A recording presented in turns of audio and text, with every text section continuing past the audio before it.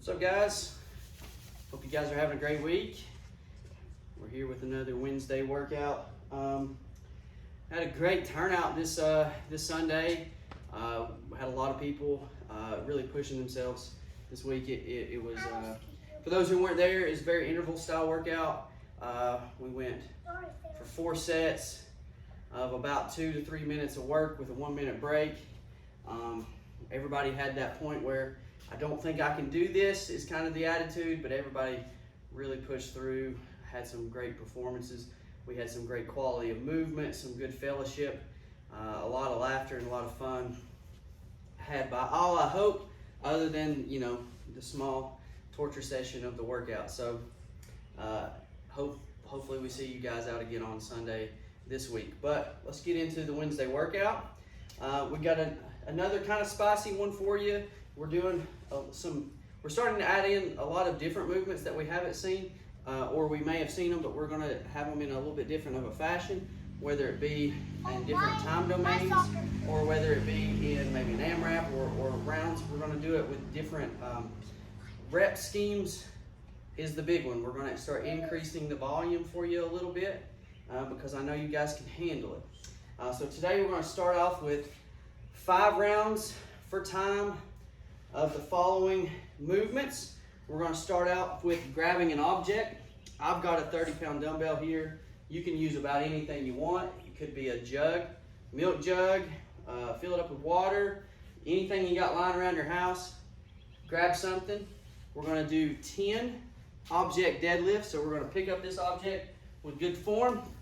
We're going to use a crush grip. We're going to get our feet underneath the hips, and we're going to push the knees back, bending down below the knee and standing. Standing tall, chest up. So we're going to do 10 object deadlifts. I'll turn to the side here. You can see that I'm going to keep my shoulders above my hips. I'm pushing my hips back, keeping my knees slightly bent, passing the knee, and stand. Pushing them back, stand. Really trying to engage the lats here. We're going 10 reps here. Then we're going to go over and we're going to hold this same object, whichever manner you want to hold it, in front of you, over the shoulder, laying it on your shoulder, however you want to do it. We're going to step up 12 times. So I've got a small step here. We're going to step up on with one leg, stepping down, and then we're going to alternate those legs each time. If you want a little bit extra of a challenge, stepping up tall here, coming back down, still alternating those legs each time. 12 total. I'll give you a word of advice for the step up. We're really trying to drive off of this leg and not using this one so much as to try to push or to jump. We're really trying to drive off of this leg using our quads, hamstrings, everything, trying to fire up rather than try to push off with that back foot. Next tip I would give you is when we're coming down, try not to keep the leg bent, or stiff, because then we're going to end up doing this hyperextension of the knee. Really trying to brace when we come down, stepping up, kind of brace as we come down. I don't want you to hyperextend that knee. So we got the 10 deadlifts, we got the 12 step ups, and then we're going to go into 14 sit-ups. 14 sit-ups. So the sit-up, it's always been our standard. The feet really don't matter here. I like to keep them kind of bent in, kind of a butterfly here. But if you want to keep them straight, that's fine. The closer to the body, the more difficult it is.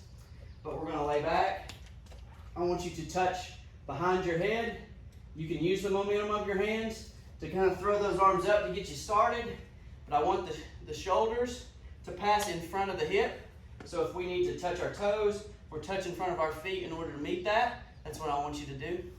So again, laying back, sitting up, touching in front of us to get those shoulders in front of the hips to really make sure we're using all of our core, not just the upper abdominals. For these repetitions, 10, 12, 14, pretty simple. 5 rounds as quickly as you can do them with good form, good technique. As the technique gets better, then we hit you with some more intensity, okay? If we move well, we should be able to move fast. The faster we, the better technique, the faster we can move. As the technique breaks down, we may need to back off that intensity, make sure our form is really good, and then push it back again. You gotta play with that. It's kind of a give and take. As you tire and you get more tired, the technique will break down, but what I need you to do is breathe and focus on, maybe we're doing those deadlifts. What I don't want to see is this rounded back or this just bending over at the hips. That is poor technique, which is what we do mainly when we get tired. So really start focusing on passing that knee, getting those knees bent, get a rigid spine, brace that back so that we're being safe while we do this. So afterwards, get you some good cool down, whether it be some stretching, go on a walk, something to bring that heart rate back down.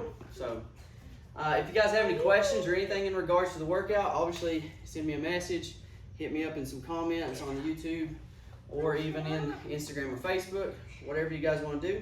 We're here for you, but I hope you guys have a great rest of your week. See you on Sunday, 4 to 5 in the gym. God bless.